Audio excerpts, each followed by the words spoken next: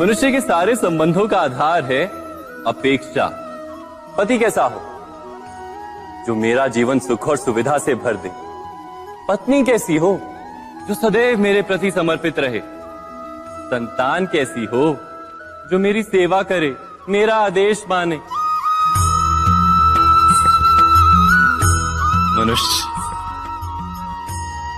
मनुष्य उसी को प्रेम भी कर पाता है जो उसकी अपेक्षा पूर्ण करता है, और अपेक्षा की तो नियति है भंग होना। कैसे? क्योंकि अपेक्षा मनुष्य के मस्तिष्क में जन्म लेती। कोई अन्य व्यक्ति उसकी अपेक्षाओं के बारे में जान ही नहीं पाता। पूर्ण करने की प्रामाणिक इच्छा हो तब भी कोई मनुष्य किसी की अपेक्षाओं को पूर्ण नहीं कर पाता, और वहां से जन्म लेता है संघर्ष। सारे संबंध संघर्ष में परिवर्तित हो जाते। पर मनुष्य अपेक्षा को संबंध का आधार ना बनाए और स्वीकार करे केवल संबंध का आधार, तो क्या ये जीवन स्वयमेव सुख और शांति से नहीं भर जाएगा?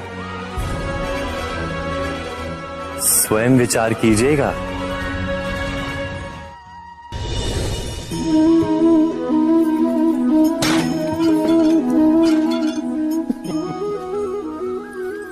कभी कभी कोई घटना मनुष्य के जीवन की सारी योजनाओं को तोड़ देती, और मनुष्य उस आघात को अपने जीवन का केंद्र मान लेता। पर क्या भविष्य मनुष्य की योजनाओं के आधार पर निर्मित होते हैं? नहीं। जिस प्रकार किसी ऊंचे पर्वत पर सर्वप्रथम चढ़ने वाला उस पर्वत की तलाई में बैठकर जो योजना बनाता है, क्या वही योजना उसे उस पर्वत की चोटी तक पहुंचाती है? नहीं। वास्तव में वो जैसे जैसे ऊपर चढ़ता है वैसे वैसे उसे नई नई चुनौतियां, नई नई विडंबनाएं, नए नए अवरोध मिलते हैं। प्रत्येक पद पर वो अपने अगले पद का निर्णय करता है। प्रत्येक पद पर उसे अपनी योजनाओं को बदलना पड़ता है। कहीं पुरानी योजना उसे खाई में ना ढकेल दे। वो पर्वत को अपने योग्य नहीं बना पाता, केवल स्वयं को पर्वत के योग्य बना सकता है। क्या जीवन के साथ भी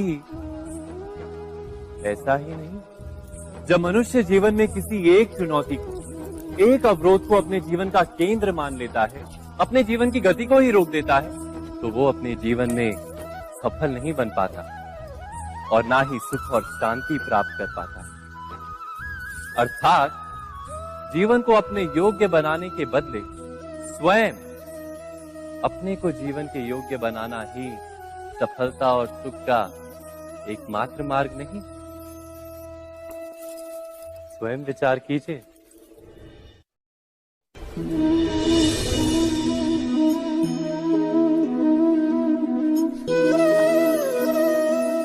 सत्ता की लालसा सबके हृदय को घेरे रहती है।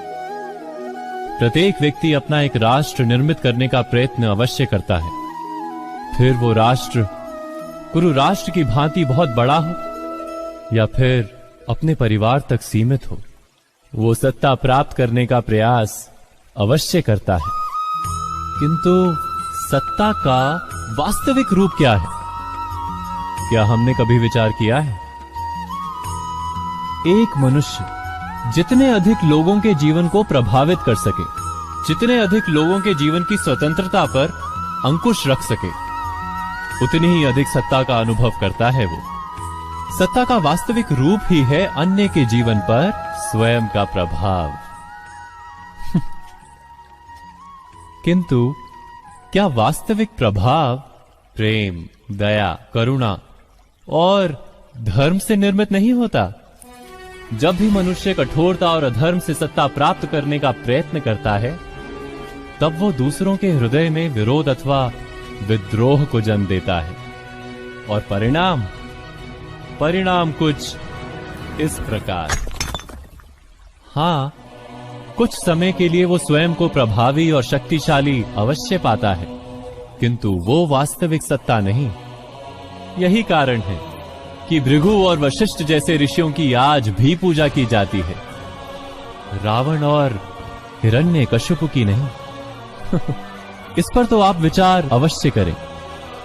सत्य कहा ना।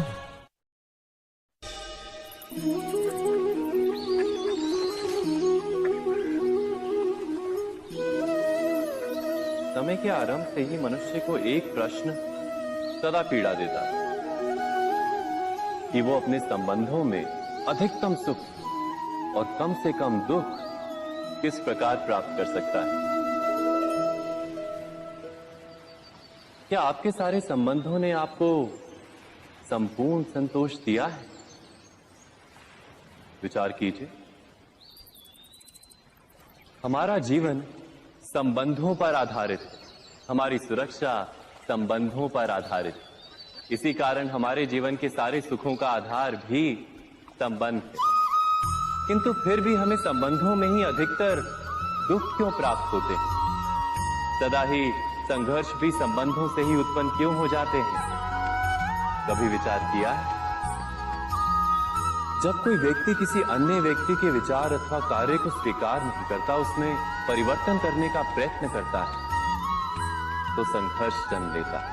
अर्थात जितना अधिक अस्वीकार उतना ही अधिक संघर्ष, और जितना अधिक स्वीकार उतना ही अधिक सुख।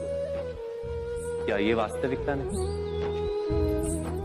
यदि मनुष्य स्वयं अपनी अपेक्षाओं पर अंकुश रखे, अपने विचारों को परखे, किसी अन्य व्यक्ति में परिवर्तन करने का प्रयत्न ना कर स्वयं अपने भीतर परिवर्तन करने का प्रयास करे, तो क्या संबंधों में संतोष प्राप्त करना इतना कठिन? अर्थात क्या स्वीकार ही संबंध का वास्तविक अर्थ नहीं? स्वयं विचार कीजिए।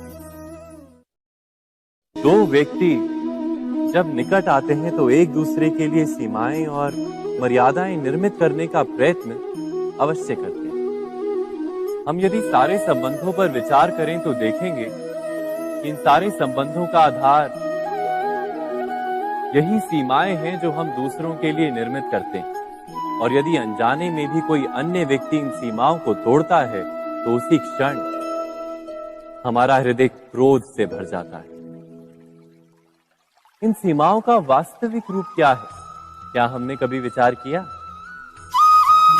सीमाओं के द्वारा हम दूसरे व्यक्ति को निर्णय करने की अनुमति नहीं देते, अपना निर्णय उस व्यक्ति पर थोपते, अर्थात किसी की स्वतंत्रता का अस्वीकार करते हैं हम।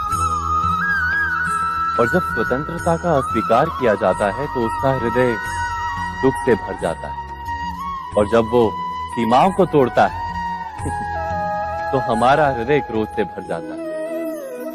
क्या ऐसा नहीं होता?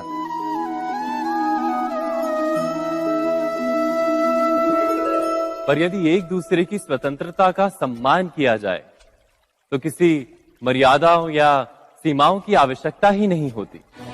अर्थात जिस प्रकार स्वीकार किसी संबंध का देह है, क्या वैसे ही स्वतंत्रता किसी संबंध की आत्मा नहीं? स्वयं विचार कीजिए।